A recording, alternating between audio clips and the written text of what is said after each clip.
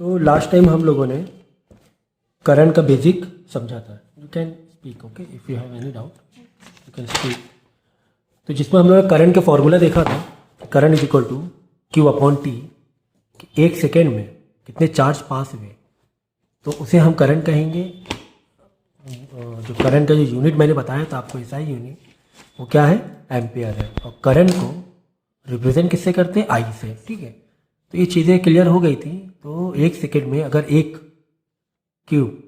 Coulomb current pass हो रहा है, फ्लो हो रहा है, तो हम बोलेंगे कि 1 एम्पियर करंट उसमें आ रहा है. ठीक है ना. तो देखो 1 ampere is equal to 1 coulomb upon 1 second. तो ये भी चीज़ें हमने देख ली थी बाद में. ये तो यूनिट कन्वर्जन है कि अगर आपको करंट एसआई यूनिट पे नहीं दिया हुआ है, what is your SI unit, it is your ampere. तो मिली एम्पियर मीन्स वही 10⁻³ एंड देन माइक्रो 10⁻�6. ठीक है. तो हम लोग क्या करेंगे आज, लास्ट लेक्चर में कुछ बेसिक हमने समझा था, तो आज हम लोग कुछ न्यूमेरिकल करते हुए जाएंगे, जिससे कि चैप्टर जो हो रहा है कॉन्सेप्ट वो मजबूत होता जाए. ठीक है ना. तो न्यूमेरिकल से ये होता है कि कॉन्सेप्ट और क्लियर होते जाएंगे. और एग्ज़ाम में ये चैप्टर, इस पूरे चैप्टर में 75% पार्ट न्यूमेरिकल बेस आएगा. ठीक है. तो now will read numerical. A current of 0.5 ampere is drawn by a filament of an electric bulb for 10 minutes. Okay, for 10 minutes.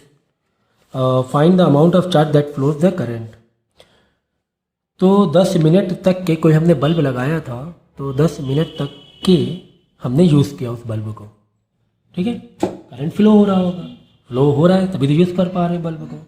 और उस वायर में करंट कितना आ रहा था, 0.5 एम्पियर. हमें निकालना क्या है, हमें ये निकालना है कि टोटल कितना चार्ज पास हुआ. Give pencil. कितना charge means what, it is your coulomb.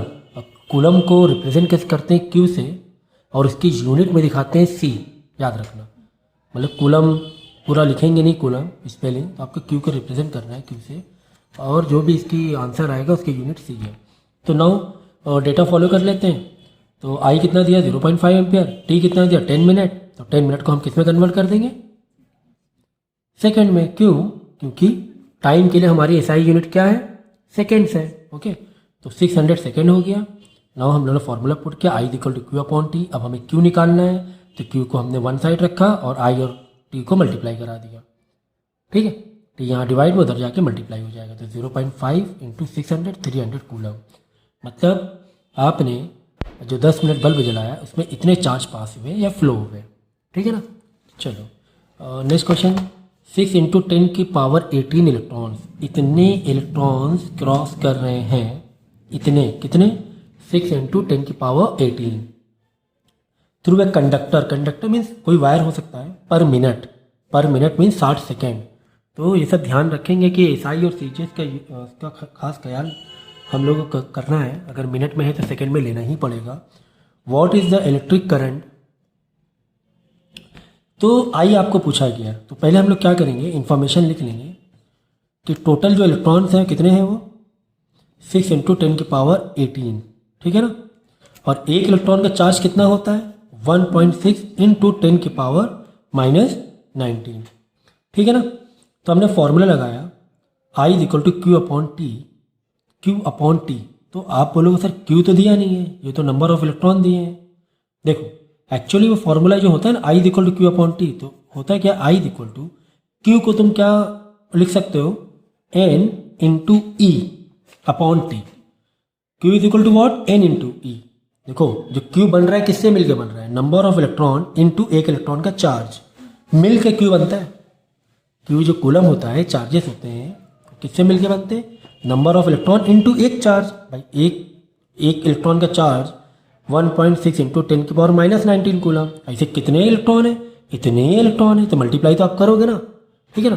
तो क्यू अपॉन टी को हमने क्या कर दिया, क्यू को ओपन कर दिया, एन इंटू ई में अपॉन टी लगाया.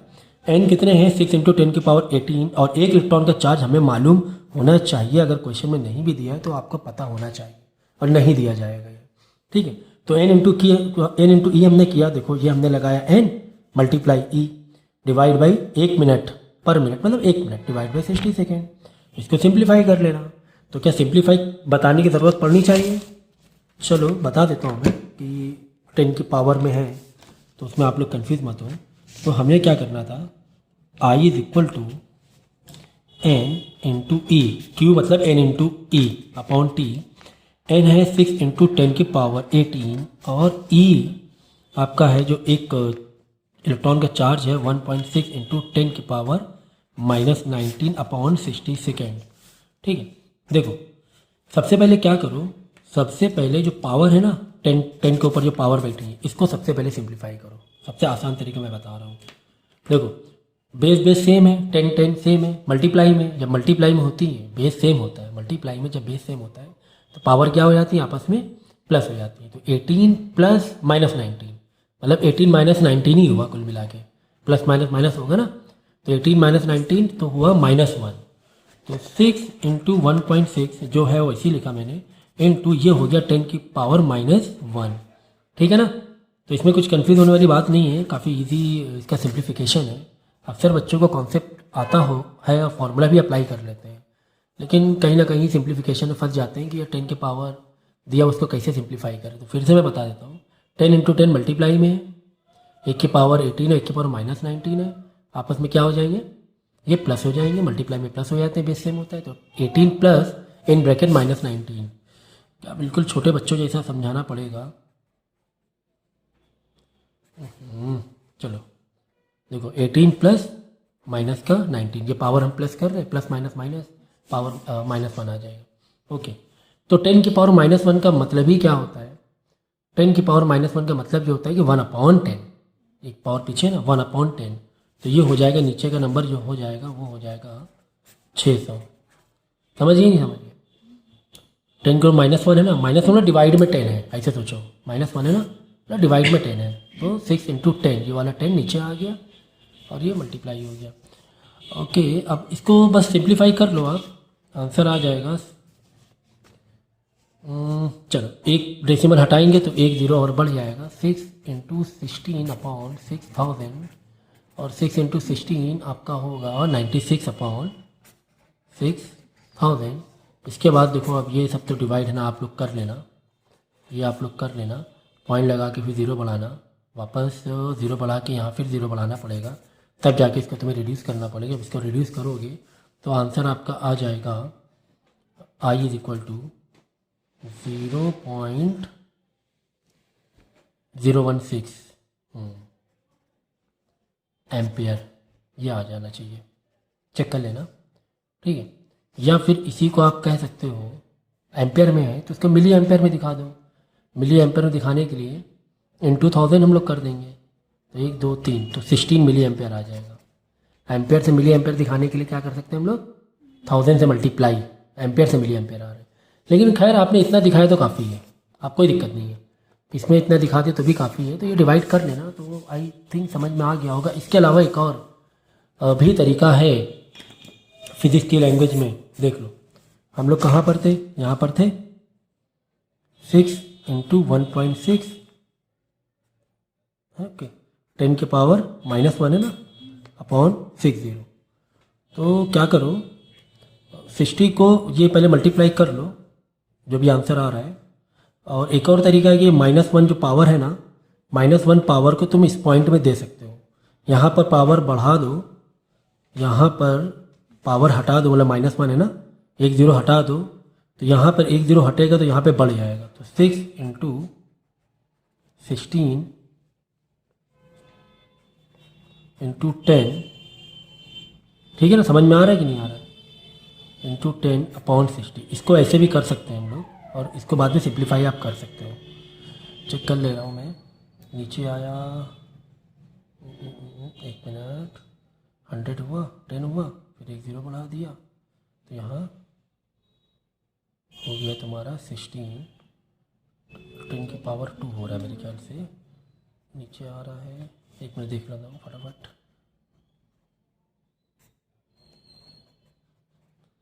एक ज़ीरो बढ़ा, एक इधर गया, ठीक है, फिर ऊपर नहीं पावर 2 आएगा,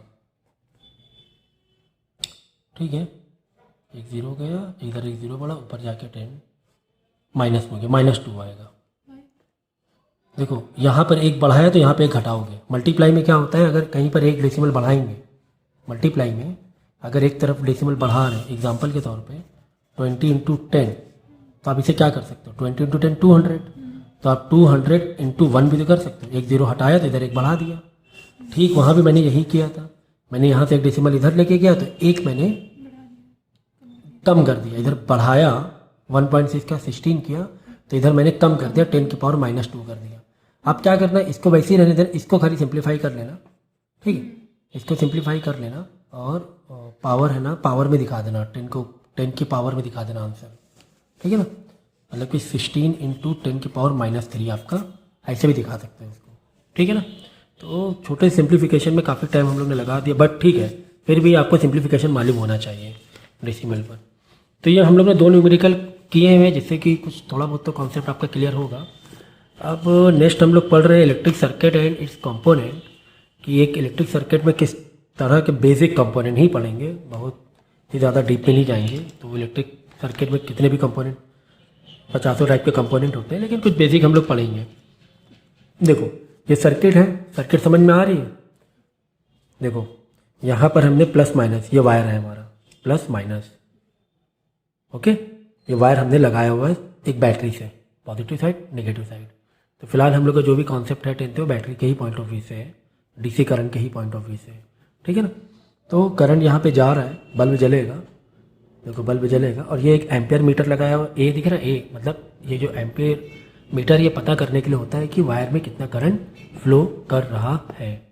ठीक है, बल्ब के लिए ये सिंबल दिखाते हैं, बल्ब जल रहा है तो ऐसे डिज़ाइन बना देंगे, बल्ब बंद है तो ऐसे दिखाएंगे।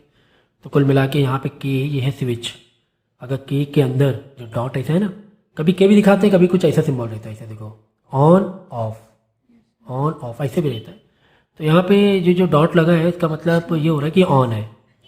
ठीक है, स्विच आपने ऑन किया, यहाँ पे देखो डॉट नहीं, मतलब यहाँ पर आपने ओपन इलेक्ट्रिक सर्किट, मतलब ऑफ है, ओपन खुली है, वायर खुला है, बीच में एक ज्वाइन नहीं है, ये क्लोज सर्किट है।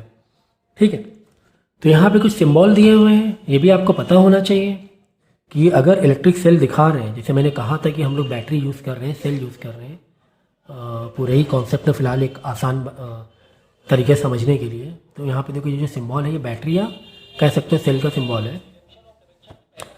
ठीक है, बैटरी के लिए बस आप क्या करो, सेल और बैटरी में क्या फ़र्क है, सेल मतलब एक सेल है तो आप ऐसा सिंबल दिखाओगे, अगर आपने मल्टीपल सेल एक से ज़्यादा लगा दिया तो आप इस तरह सिंबल दिखा सकते हो। यहाँ पे दिखा रहे 3 सेल है, उसी को आप बैटरी भी कह सकते हो। ठीक है, तो सिंगल सेल को आप सेल ही बोलो तो ज़्यादा बेहतर रहेगा। फिर ओपन स्विच और को आप ऐसे भी और ऐसे भी दिखा सकते हो, मतलब करंट डॉल नहीं रहा है, नॉट फ्लोइंग। और क्लोज के लिए आप इस तरह दिखा सकते हो। एंड देन कनेक्टिंग वायर तो सीधी सीधी लाइन होती है, कनेक्टिंग वायर होती है। ठीक है, और वायर ज्वाइंट, कहीं पर ज्वाइंट है, मतलब एक जगह से 2-3 जगह वायर निकल रहे हैं, है ना, तो इसको इस तरह सिंबल हम लोग दिखाते हैं। और फिर बाद में वायर क्रॉसिंग विदाउट ज्वाइनिंग का देख लो, कुछ सिंबल ऐसा रहता है, दिख रहा है ना, फ़र्क है, ये ज्वाइन है वायर, ये ज्वाइन नहीं है, एक नीचे से वायर गया, किसी को ऊपर से वायर गया, ऐसा आप कह सकते हो। तो फिलहाल जो कम से कम ऊपर के हैं ना, ये तो हमारे यूज़ होते ही हैं, तो ऊपर वाले तो मालूम ही होने चाहिए। इसके बाद देखो कुछ और सिंबल है वेरी इंपॉर्टेंट, जैसे कि इलेक्ट्रिक बल्ब का सिंबल आप ये दिखा सकते हो, बल्ब इज ऑन। रजिस्टर का मैंने कॉन्सेप्ट बताया था। ठीक है, हाँ, तो रजिस्टर के लिए आप ये आप सिंबल दिखा सकते हो। ठीक है, ये सिंबल है सर्किट के लिए, इट्स नॉट यूनिट नहीं है, यूनिट मैंने बताया था रजिस्टर का ओम बताया था। ठीक है ना, तो वेरिएबल रेजिस्टेंस है एक, तो ठीक है, ये रियोस्टेट है, ये अभी इतना आपको डिटेल में नहीं है। एम मीटर के लिए जो करंट को मेज़र करने के लिए कितना करंट फ्लो कर रहा है, तो उसका सिंबल कुछ इस तरह होता है। वोल्ट मीटर मतलब उस सर्किट में वोल्ट कितना वोल्टेज आ रहा है उसके लिए ये यूज़ होगा। फ्यूज़ वायर के लिए आपका ये ऐसे यूज़ होगा, ये ज़्यादा प्रचलित है, ज़्यादा दिखाई देता है। ठीक है, तो नेक्स्ट टॉपिक हम लोगों का है फिर electric potential and potential difference, जो कि हम लोग ने पहले भी देखा था, ये खैर समझ चुके हैं पहले पार्ट में कि voltage is equal to work upon charge coulomb. ठीक है, कि कूलम लाने में कितना काम किया वही वोल्टेज होता है। और मैंने एक जनरल तरीके से भी बताया था, पानी की टंकी, और उस तरीके से मैंने समझाने की कोशिश की थी। तो ये सारा हो चुका है पहले पार्ट में, तो बाद में दोबारा डिस्कस करने की ज़रूरत नहीं है, बट हम लोग अब इसके न्यूमेरिकल तो कर सकते हैं।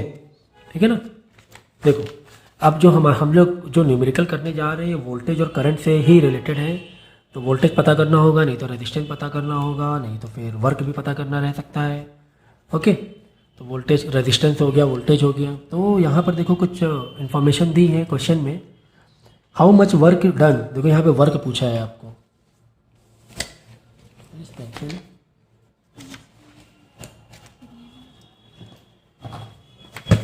ये है मिल ठीक है। हाउ मच वर्क, वर्क पूछा हुआ है, तो वर्क पे क्वेश्चन मार्क लगाएंगे।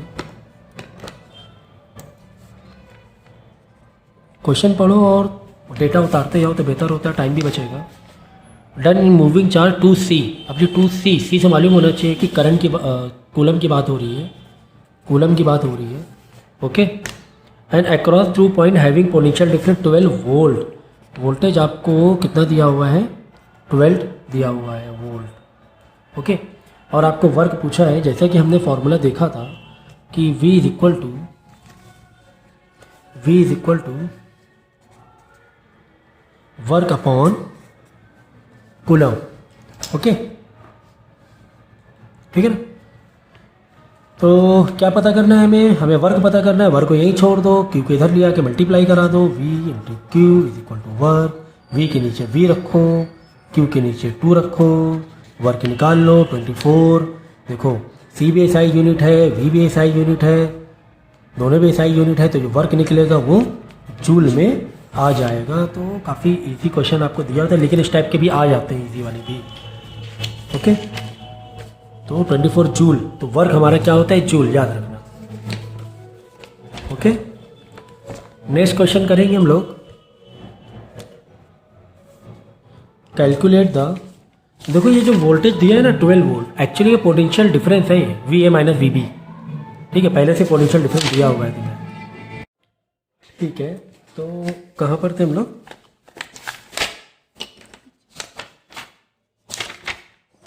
हो गया था ना। ओके, हाँ, तो हम लोग कर रहे थे न्यूमेरिकल, इसमें से जूल तो हो गया था हमारा, जूल हम लोगों ने निकाल दिया था। नहीं, हाँ, ये नेक्स्ट क्वेश्चन ये था ना, तो 24 जूल आ गया था, यहाँ तक हुआ था ना।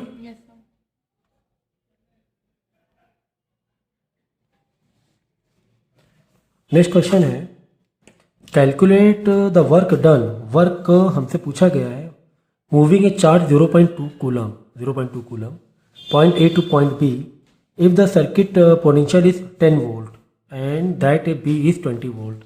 ठीक है, तो अब आप लोग बोलोगे सर यहाँ पर तो वोल्ट क्या 2-2 वोल्ट दिए हुए, तो यही मैं आपको बता रहा हूँ कि जो पहले आपको जो वोल्ट दिया था एक्चुअली पोटेंशियल डिफरेंस ही था वो। यहाँ पे पोटेंशियल डिफरेंस करके नहीं दिया है, नहीं करके दिया तो आपको करना है 20-10। करंट फ्लो ही क्यों हो रहा है, जब तक पोटेंशियल डिफरेंस नहीं होगा फ्लो ही नहीं होगा।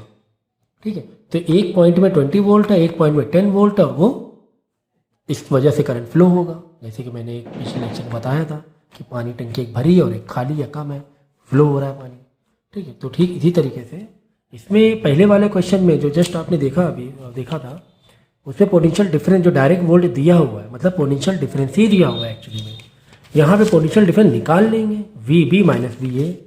ठीक है ना, तो पूछा गया है वर्क को हम लोग क्वेश्चन मार्क करेंगे, और कूलम जो दिया हुआ है वो 0.2C दिया है, एंड जो पोटेंशियल डिफरेंस है तो वो क्या कर लेंगे हम लोग, VB minus VA। 20 minus 10 is equal to 10 volt, तो 10 वोल्ट हम लोग ले लेंगे। तो फॉर्मूला क्या है हमारा वोल्ट का, एक फॉर्मूला याद रखो, V से ही याद रखो तो बेहतर रहेगा।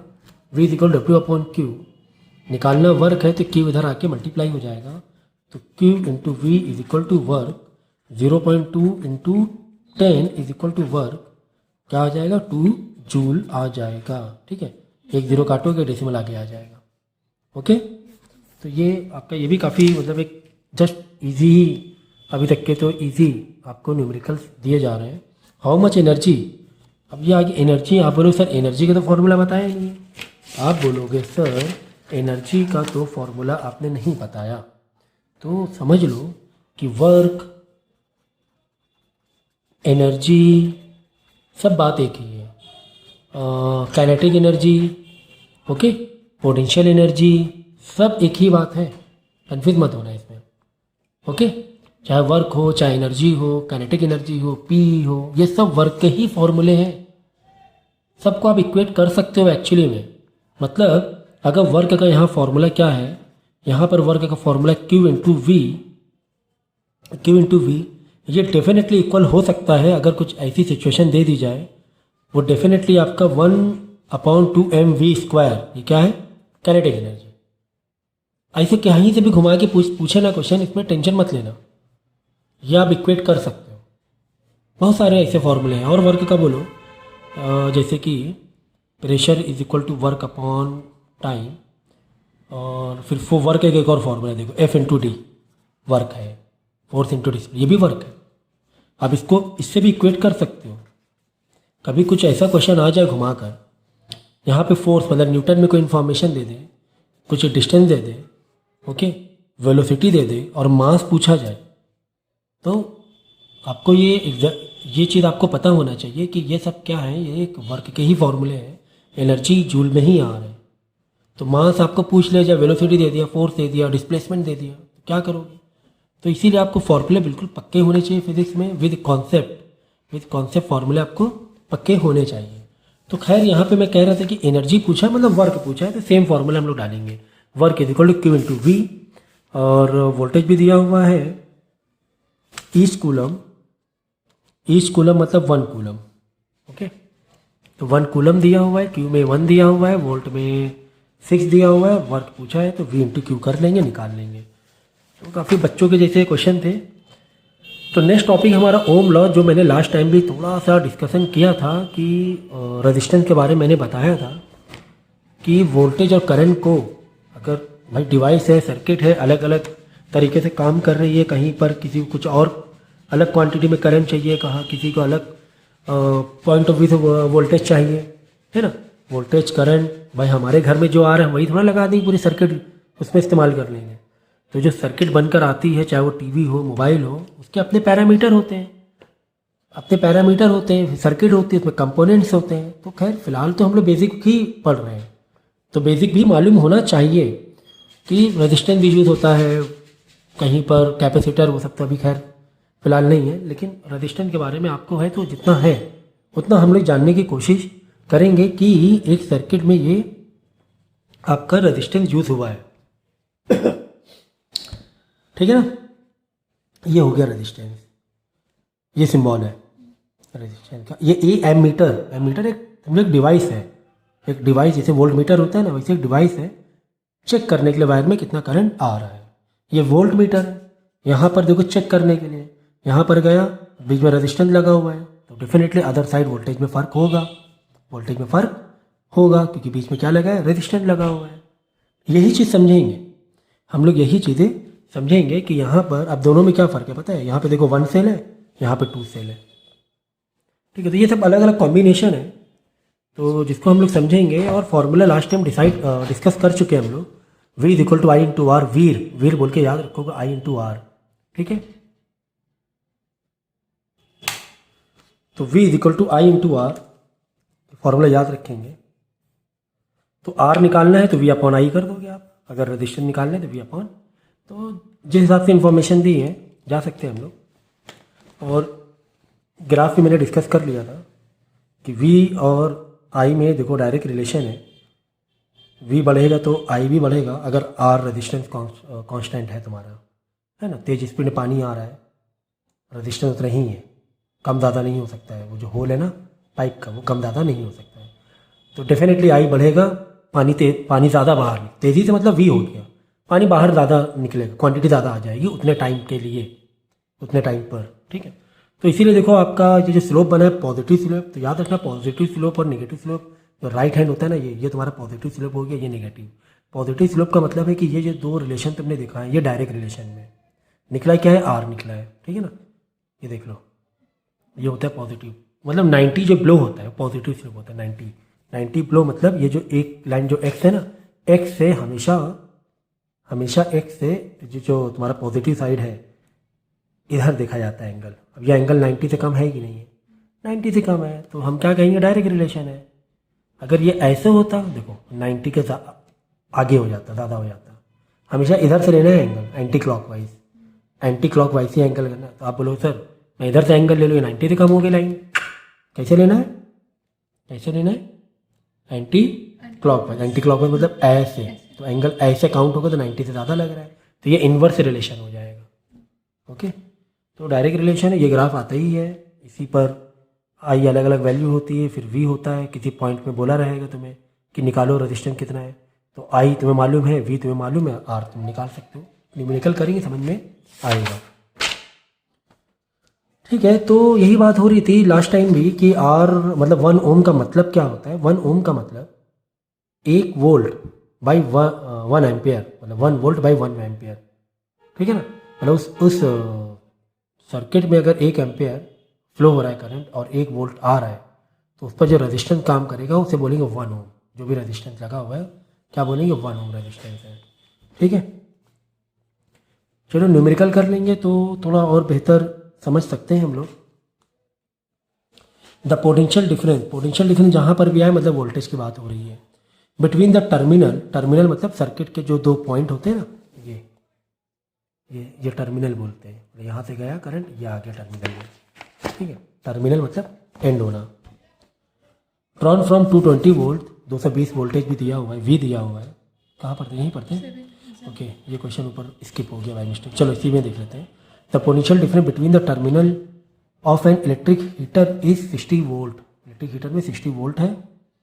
When it draws a current 4 ampere, current कितना आ रहा है, 4 एम्पियर आ रहा है। What current will the heater draw if the potential difference is increase to 120 volt. तो कहा क्या जा रहा है, अगर मैं सेकेंड लाइन, क्योंकि क्वेश्चन जो बना है, क्वेश्चन जो पूछा गया है वो सेकेंड स्टेप से पूछा गया है, तो थोड़ा सा आपको न्यूमेरिकल करने का तरीका मालूम होना चाहिए, है ना। क्वेश्चन कहाँ से पूछा गया, सेकेंड स्टेटमेंट से। सेकेंड स्टेटमेंट मतलब तुम्हें कुछ वैल्यू दी है, तो सेकेंड स्टेटमेंट में वैल्यू दी, अगर 120 वोल्ट है, अगर 120 वोल्ट है तो कितना करंट खींच लेगा हीटर, है यही है ना। देखो, what current will the heater draw if the potential difference means voltage is increase to 120 volt. अगर हम 120 वोल्ट कर दें तो हमारा करंट मतलब आई कितना होगा। अब आप बोलोगे सर हमारे पास तो आर तो है नहीं, हमारे पास देखो एक तो फॉर्मूला किससे था, वी से, वर्क वाला फॉर्मूला था। वर्क तो पूछा नहीं जा रहा है ना, Q into v, work is equal to Q into v. तो ना ही वो चार्ज दिए गए, तो ये तो पूछा नहीं जा रहा है, वर्क से कोई मतलब नहीं है। क्योंकि अभी चलो एक पर्टिकुलर टॉपिक पर है हम लोग, रेजिस्टेंस, तो आपको तो पता चल रहा है रेजिस्टेंस वाला फॉर्मूला लग रहा है, लेकिन पता होना चाहिए एग्जाम में अगर आएगा तो क्या करोगे, तो पता होना चाहिए ना, ठीक है। इस पॉइंट ऑफ व्यू से क्वेश्चन है। तो वी के तुम्हारे पास जितने भी और भी 2-3 फॉर्मूले आगे मिलेंगे, तो कौन सा फॉर्मूला इन्फॉर्मेशन के अकॉर्डिंग लग रहा है वो आपको पता होना चाहिए। एक होता है वी मतलब आर होना चाहिए, फिर आर भी नहीं है, आर भी नहीं लग रहा है, ठीक है ना। तो देखो आर ऐसा लग रहा है कि दिया हुआ है, हो सकता हो छुपा हो या निकालना पड़े, लेकिन उसी सर्किट की बात हो रही है ना। अगर उसी हीटर में वोल्टेज बढ़ा दें, मतलब वही हीटर की बात हो रही है, उसमें रजिस्टेंस लगा हुआ होगा, रजिस्टेंस लगा हुआ है, रजिस्टेंस थोड़ा चेंज, रजिस्टेंस आपने एक बार लगा दिया तो लगा दिया, ठीक है ना। तो कुछ जो डिवाइस बनती है उसमें रजिस्टेंस लगा रहता है, तो वो नहीं, तो करंट और वोल्टेज ही चेंज होगा। हमने वोल्टेज को हमने चेंज कर दिया, करंट चेंज हो जाएगा, वोल्टेज की वजह से करंट चेंज हो जाएगा, बदल जाएगा करंट। तो अब यही है कि उस हीटर में रेजिस्टेंस कितना लगा है। तो अब ऊपर वाले स्टेटमेंट में आ जाओ, ऊपर वाली लाइन में, potential difference between this 60 volt and current is 4 ampere. तो ऊपर वाली लाइन में आपको करंट की इन्फॉर्मेशन आई भी दिया हुआ है, वी भी दिया हुआ है। आई वी दिया हुआ है, आर निकाल लो, यहाँ से आर निकाल लेंगे, वो यहीं पर वो आर मार देंगे, खत्म हो गया खेल, है ना। तो आ जाओ सेकेंड पार्ट में, हम लोग सेकेंड पार्ट में आ गए। सेकेंड पार्ट में वी दिया हुआ है, यानी पहले जो इन्फॉर्मेशन दी थी 60 वोल्ट और करंट आपको दिया हुआ है 4 एम्पियर। तो यहाँ से आर निकाल लेंगे, क्योंकि दूसरे पार्ट में आर की हमें ज़रूरत पड़ रही है, इसलिए आर यहाँ से निकाल लेंगे। चलो आर इज वी होता है formula, v equal to I into R. चलो एक ही फॉर्मूला याद रखो आप लोग, v is equal to I into R. V निकालना है कि आर निकालना है तो वी अपॉन आई हो जाएगा, है ना। अलग अलग फॉर्मूले याद करने की ज़रूरत नहीं है, वी दिया हुआ है 60 और आई दिया हुआ है 4। तो ये भी चेक करते रहना आप लोग कि इन्फॉर्मेशन जो भी दी हो एसआई यूनिट में हो, नहीं है तो आपको करना पड़ेगा एसआई यूनिट में। तो फिलहाल तो एसआई यूनिट में दिया हुआ है, वोल्ट में है और करंट भी एम्पियर में है। तो रेजिस्टेंस कितना आ गया बता दो, इधर से 15 आ जाएगा, 15 ओम्स आ जाएगा। तो एग्ज़ाम में यूनिट और सिंबल दिखाना ज़रूरी है वरना नंबर कटेंगे। तो सर्किट वही है, अब की बार उसी सर्किट में उसी डिवाइस में वोल्टेज बढ़ा दिया और रेजिस्टेंस तो हमें पता ही चल गया कि 15 ओम है। अब आई निकाल लेंगे। फॉर्मूला क्या है, v equal to I into R. V के नीचे 120, आई वही तो निकालना है कि कितना करंट लगेगा अगर हम वोल्टेज इतना बढ़ा दें। इंटू आर कितना निकाल लिया हमने, 15 ओम निकाल लिया। 15 यहाँ मल्टीप्लाई में इधर आके डिवाइड हो जाएगा और आप यहाँ से करंट निकाल लेना जितना भी आ रहा हो, 8 आ जाएगा। ठीक है, 8 एम्पियर आ जाएगा। चलो ठीक है, एक और क्वेश्चन ऊपर दिया हुआ था, हम लोग ने शायद मैं नोटिस नहीं कर पाया। How much current will be, current पूछा गया 220 वोल्ट है और आर 1000 ओम है। ठीक है, सिंपल सा न्यूमेरिकल है। आपको वोल्टेज दिया हुआ है, रेजिस्टेंस दिया हुआ है, वीर फॉर्मूला लगा देना, करंट निकालना, I equal to V upon R हो जाएगा, तो 0.22 एम्पियर आ जाएगा। क्या करना मालूम है, एक एक क्वेश्चन पहले ऐसे मत डायरेक्ट मत वीडियो देखो, जो मैंने एक एक क्वेश्चन कराए हैं उसके बाद आप वीडियो पॉज करके पहले कर लेना, उसके बाद ही कंटिन्यू करोगे, उसके बाद ही कंटिन्यू करोगी मिस मारिया।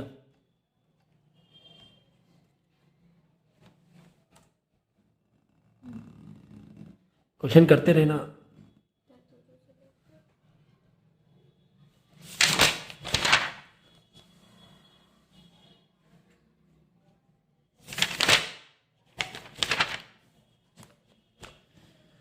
नेक्स्ट टॉपिक है हमारा factors on which the resistance of a conductor depend. ठीक है, एक तो रेजिस्टेंस हम लोग बनाते हैं, कंपोनेंट सर्किट में लगाते हैं, इसके अलावा कंडक्टर का अपना खुद का रेजिस्टेंस भी होता है। कंडक्टर का अपना खुद का रेजिस्टेंस होता है, ये डिपेंड करता है कि कंडक्टर आपका किस मटेरियल का है। जैसे कॉपर है, सिल्वर है, गोल्ड है, ये सब कंडक्टर है, इनकी अपनी रजिस्टिविटी है। तो रजिस्टिविटी आप बोलो सर कैसे रजिस्ट करेगा, कंडक्टर है तो करंट दौड़ना चाहिए। ठीक है, करंट फ्लो हो रहा है, लेकिन मटेरियल पर भी डिपेंड करता है कि करंट किस में तेज़ी से दौड़ रहा है, किस में अच्छा फ्लो नहीं हो रहा है। गुड कंडक्टर, बैड कंडक्टर, जैसे कि सिल्वर वेरी गुड कंडक्टर, अच्छा कंडक्टर है। कॉपर और एल्युमिनियम से ज़्यादा अच्छा कंडक्टर सिल्वर है। तो सिल्वर अच्छा कंडक्टर से मतलब क्या है, अच्छा कंडक्टर होना मतलब कम रेजिस्टेंस होना, फ्लो मतलब आराम से फ्लो होगा करंट। ठीक है, तो गोल्ड भी अच्छा कंडक्टर है, अच्छा कंडक्टर होना मतलब रेजिस्टेंस कम होना, गुड कंडक्टिंग मतलब रेजिस्टेंस थोड़ा कम होना। ठीक है, तो किस पर डिपेंड है, मैंने कहा मटेरियल पे डिपेंड है, उसके लेंथ पे डिपेंड है, एरिया पे डिपेंड है। एग्जाम्पल के तौर पे ऐसे रजिस्टर मतलब कि कुछ जो फ्लो होते हैं ना, करंट चार्जेस फ्लो होते हैं ना, तो हीट होती है। देखो डिवाइसेस में हीट होती हैं, कुछ भी इलेक्ट्रॉनिक डिवाइस आप यूज़ करते हो, वायर भी हीट कर जाता है। अगर उसमें एक पतला वायर है, समझो पतला वायर है, उसमें करंट भर के दे दिया तुमने, अब चार्जेस तो भर के आ गए उसी क्रॉस सेक्शन एरिया में, उतने पतले क्रॉस सेक्शन एरिया में चार्जेस तो भर कर आ गए, तो वो हीट कर जाएगा, फ्रिक्शन होगा ना, फ्रिक्शन होगा, हीट कर जाएगा। वायर हीट कर जाता है, वायर जल भी जाते हैं हीट से, क्योंकि इतना भर के चार्ज दे दिया आपने। तो इसी हिसाब से वायर यूज़ करते हैं हम लोग, कि जैसे कि एसी को ज़्यादा करंट, एयर कंडीशनर ठीक है ज़्यादा यूज़ करने, ज़्यादा करंट चाहिए होता है उसको, तो इसमें मोटा वायर लगाते हैं। अगर पतला वायर लगाओगे जल जाएगा। फ्यूज़ का कितना अच्छा यूज़ है, हम लोग फ्यूज़ में देखो पतला वायर यूज़ करते हैं, और उस मटेरियल का यूज़ करते हैं कि रेजिस्टेंस ज़्यादा झेल भी ना पाए।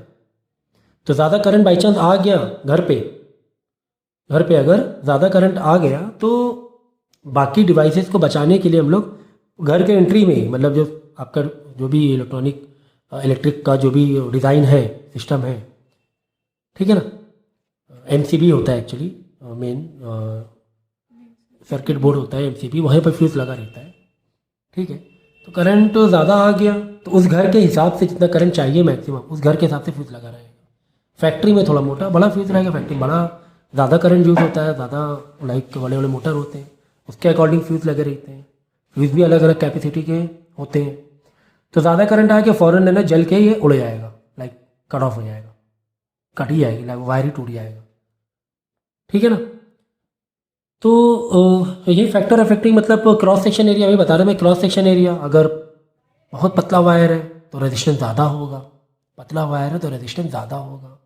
खुद ही सोचे ना कि पतली सी रोड है, गाड़ियाँ भर भर के आगे बहुत सारी, कितना जाम लग जाएगा। यही रोड चौड़ी है, अच्छी रोड है, बड़ा क्रॉस सेक्शन एरिया है, बड़ा क्रॉस सेक्शन एरिया है, तो आराम से गाड़ी निकल जाएंगी, करंट आराम से फ्लो करेंगे, कोई दिक्कत नहीं है, मस्त कोई टेंशन नहीं है ना। तो एक एरिया हम कह सकते हैं कि एरिया का रेजिस्टेंस का इन्वर्स रिलेशन है, कह सकते हैं ना। एरिया का रेजिस्टेंस से कौन सा रिलेशन है, इन्वर्स। एरिया अगर बढ़ा दोगे क्रॉस सेक्शन एरिया, एरिया मतलब ये एरिया क्रॉस वायर का, ये जो क्रॉस सेक्शन एरिया ना, ये जो एक सिलेंड्रिक सर्कुलर वे में, तो एरिया बढ़ा दोगे तो रेजिस्टेंस कम होगा, ठीक है। फिर वायर की लेंथ देखो ऊपर, कि तुमने बस समझो तुम्हें आजू बाजू मतलब एक आपने यहाँ पे बल्ब लगाया और आपका यहाँ पे बोर्ड है, अब ज़बरदस्ती बहुत ज़्यादा वायर आपने लेके लगा दिया, पीछे 50 मीटर वायर ज़बरदस्ती 100 मीटर वायर लगा दिया, जबकि यहाँ से यहाँ दूरी थी 1 मीटर या 2 मीटर की, ज़बरदस्ती आपने 100 मीटर वायर लगा दिया बीच में, बड़ा आपका रोल रखा था, आपने इधर एक पॉइंट लगाया इधर पॉइंट लगाया, तो होगा क्या, इतना दूर करंट इतना जितना लंबा ट्रैवल करेगा चार्ज उतना ही है ना रेजिस्टेंस बढ़ेगा, ज़बरदस्ती का दूर है ना, जहाँ ज़रूरत हो वहाँ पे आप कर सकते हो उतना लंबा वायर। तो कुल मिला के लेंथ जो है कंडक्टर की वो डायरेक्ट रिलेशन होता है रेजिस्टेंस का उसका, ठीक है।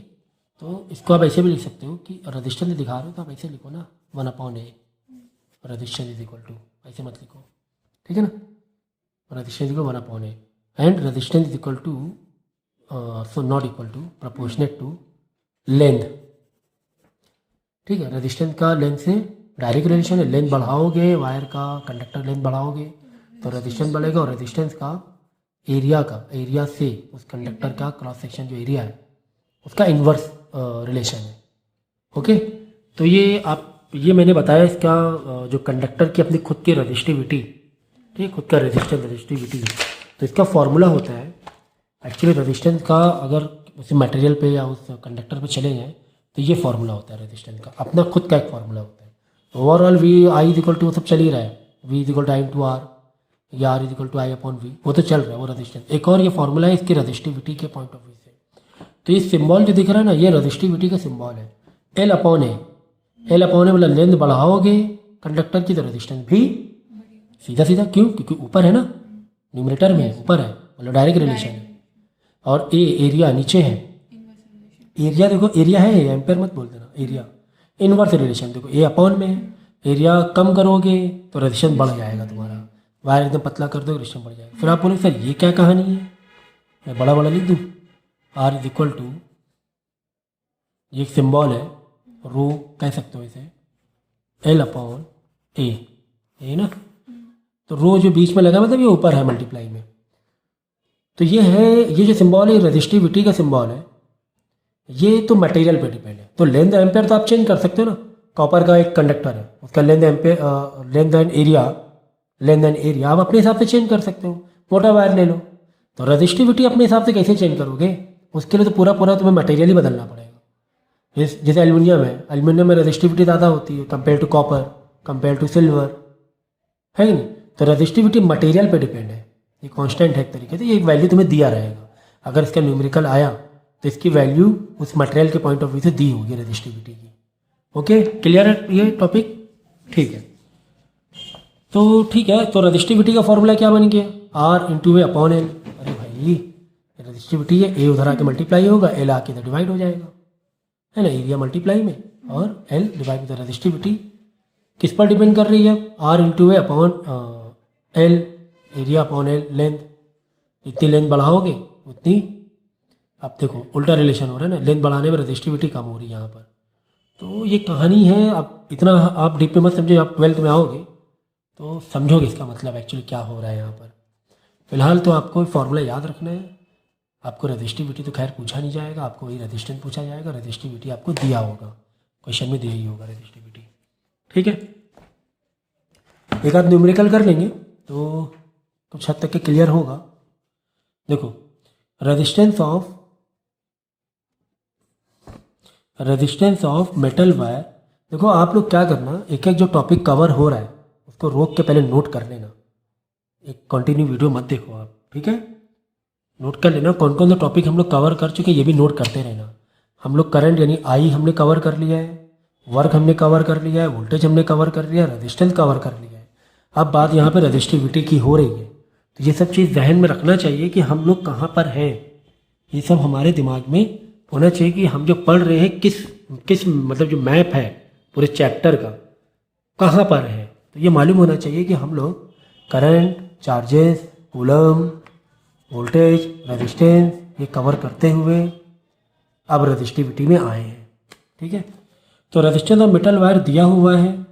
देखो यहाँ पर एक रजिस्टिविटी के बारे में पूछा है, ठीक है, कोई दिक्कत नहीं है। वह देखो लेंथ दी है 1 मीटर, ओके, लेंथ कितनी 1 मीटर है। रेजिस्टेंस देखो 26 ओम है ना, ये रेजिस्टेंस का दिखाता हूँ, ये रेजिस्टेंस है। लेंथ 1 मीटर है, एसआई यूनिट है, ये भी एसआई यूनिट है। एट 20 सेल्सियस टेम्परेचर बता दिया है, क्योंकि टेम्परेचर से भी रजिस्टिविटी में फ़र्क पड़ता है। ये चीज़ें आगे 12th में आओगे तो थोड़ा और समझोगे। If the diameter of the wire is 0.3 mm, तो डायमीटर क्यों दिया है देखेंगे। What will be the resistivity, तो ये रजिस्टिविटी आपको यहाँ पूछ लिया गया है कॉन्सेप्ट को समझाने के लिए। एग्ज़ाम में तो खैर इतना पूछा नहीं जाता है, फिर भी चलो कर लेंगे, हमें क्या है, हमें तो फॉर्मूला दिया ही हुआ है। तो क्या करेंगे हम लोग, डेटा लिख लेंगे पहले। ये देखो जो डेटा दिया हुआ है वो लिख लेते हैं हम लोग। लेंथ दी गई है 1 मीटर, रेजिस्टेंस 26 ओम और डायामीटर दिया हुआ है 0.3 mm। ठीक है, और what will be the resistivity, तो रजिस्टिविटी का फॉर्मूला लगा लो फटाफट। चलो, is equal to R into a upon length. R कितना है 26, लेंथ है 1, एरिया कहाँ, एरिया तो दिया ही नहीं है। ओहो, अब क्या करें, एरिया तो दिया ही नहीं गया है। लेंथ तुम्हें दी गई है 1 मीटर, एरिया तुम्हें नहीं दिया गया है। कोई बात नहीं, तुम्हें एरिया नहीं दिया गया है तो डायामीटर तो दिया हुआ है। सर डायामीटर से मतलब क्या है, देखो जनरली कंडक्टर को हम लोग या वायर को हम लोग एक सर्कुलर यानी राउंड शेप समझते हैं, है ना। कोई चौकोर वायर थोड़ी ना हम लोग लगाया, आपने देखा होगा कि वायर या इस टाइप में गोली होते हैं वायर ही इसमें बताया गया है, तो गोल होते हैं। मतलब कहीं ना कहीं ये जो एरिया जो हमें फॉर्मूले में एरिया दिया हुआ है, ये एक क्रॉस सेक्शन एरिया की बात हो रही है। क्रॉस सेक्शन मतलब एक सर्कुलर एरिया हो गया, सर्कल हो गया। तो सर्कल का एरिया अगर डायरेक्ट नहीं दिया है तो फॉर्मूला लगा लो पाई आर स्क्वायर। पाई मतलब 22/7 या 3.14। आर सर रेडियस नहीं दिया हुआ है, तो डायमीटर तो दिया हुआ है, आधा कर लो ना, क्या दिक्कत है, इसको आधा कर लो 0.3 डिवाइड बाई 2। ठीक है, 0.3 डिवाइड बाई 2 सही रहेगा, नहीं सही रहेगा, क्यों नहीं सही रहेगा। अगेन एक और अड़चन, क्या एसआई यूनिट नहीं है, ये एसआई यूनिट नहीं है। तो पहले तो इसे एसआई यूनिट बदलो 0.3 mm इंटू मीटर में जाने के लिए आप डिवाइड बाई 1000 करते हो। mm से मीटर में जाने के लिए क्या करते हो, डिवाइड बाई 1000 या फिर 10⁻³ डिवाइड बाई 1000 का मतलब ही यही होता है 10⁻³ अब ये हो गया तुम्हारा मीटर, डिवाइड बाई 2 लगा लो, डिवाइड बाई 2 लगाने से बन जाएगा रेडियस, है ना। डायमीटर मतलब रेडियस का डबल, और हमें फॉर्मूले में रेडियस चाहिए। ठीक है, ओके, चलो लगाओ फॉर्मूला।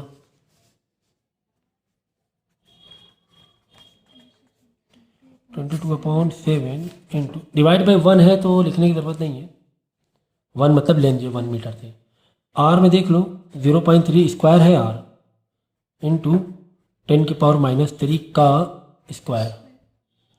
ओके, चलो बच्चों के ना जो डेसिमल और जो 10 की पावर होती है ना, उसमें सिंप्लीफिकेशन में दिक्कत आती है, समझ लो।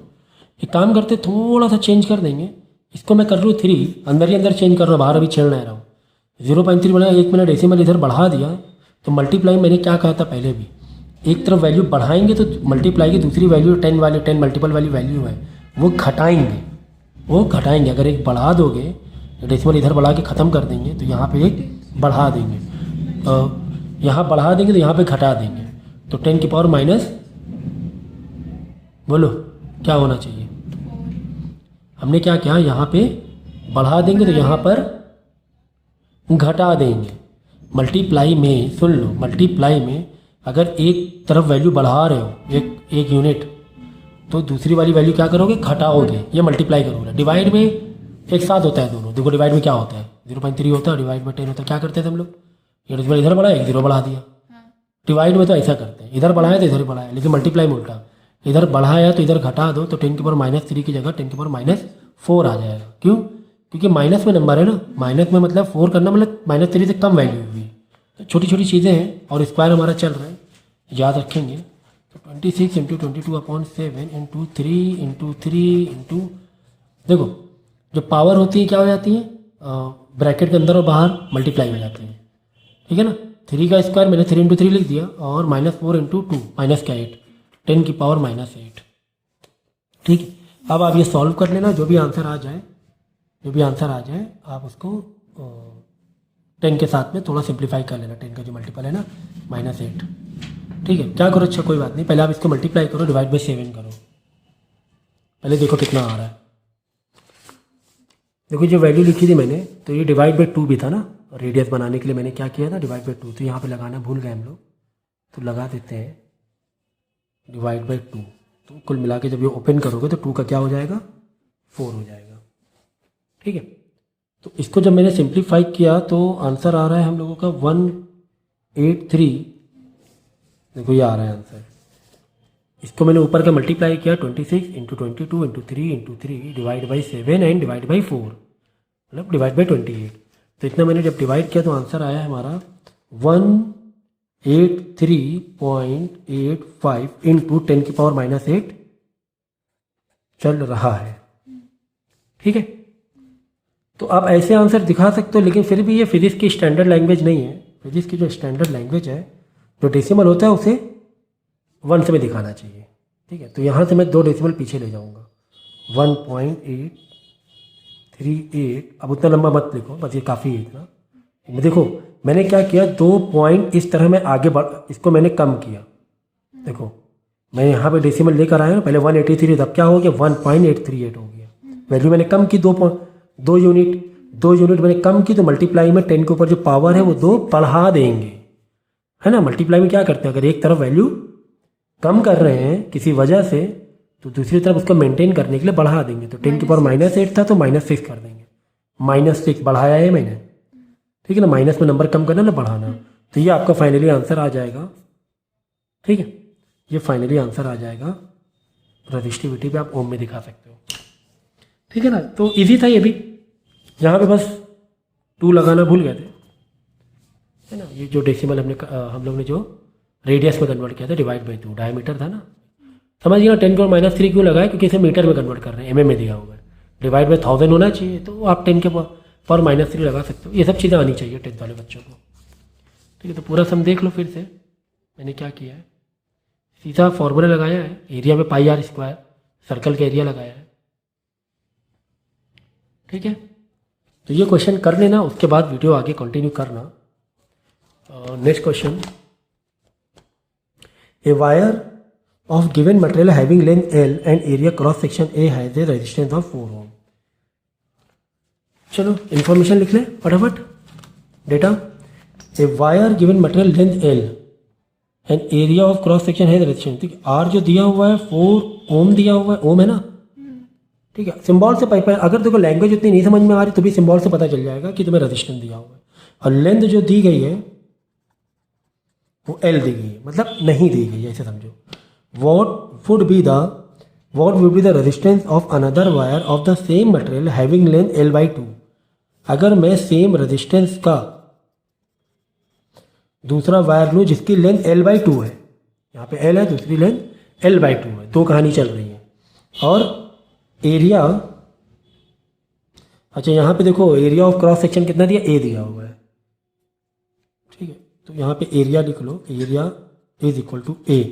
और यहाँ पे एरिया कितना दिया हुआ है, 2 है, डबल एरिया। मतलब कंपैरिजन पूछा है, कंपैरिजन एक दिया हुआ है कि अगर R इतना है, लेंथ इतना है, एरिया इतना है, L लेंथ है, एरिया A है।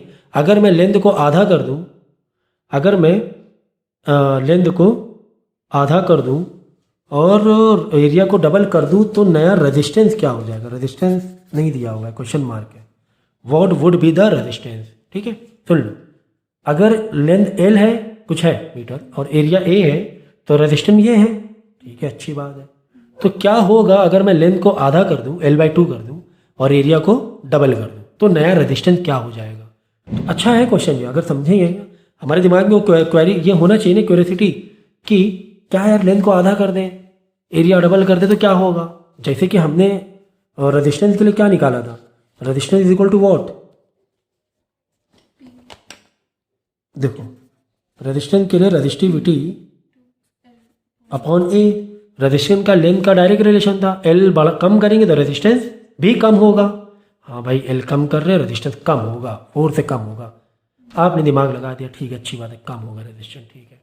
दूसरी तरफ क्या कह रहे हैं, एरिया को मैं डबल कर दूं, एरिया बढ़ा दूं, तो भी रेजिस्टेंस कम होगा। ओहो हो, ये तो बहुत अच्छा काम हो रहा है। क्या काम हो रहा है? दो तरफ से लोग मार दे रहे हैं। लेंथ कम करके भी रेजिस्टेंस को कम कर रहे हैं, एरिया बढ़ा कर भी रेजिस्टेंस को कम करने की कोशिश कर रहे हैं। काफ़ी कम निकलना चाहिए रेजिस्टेंस, ऐसा मुझे लग रहा है। काफ़ी कम निकलना चाहिए रेजिस्टेंस, ऐसा मुझे लग रहा है। ठीक है, समझ में आ गया क्वेश्चन? चलो अच्छा, ठीक है। इसका करने का अप्रोच क्या रहेगा? फॉर्मूला लगाएंगे, लगा भी दिया मैंने फॉर्मूला मैंने लगा दिया है। देखो, रेजिस्टिविटी तो सेम रहने वाली है, क्योंकि सेम मटेरियल की बात हो रही है। ये वायर गिवन, वही मटेरियल की बात हो रही है।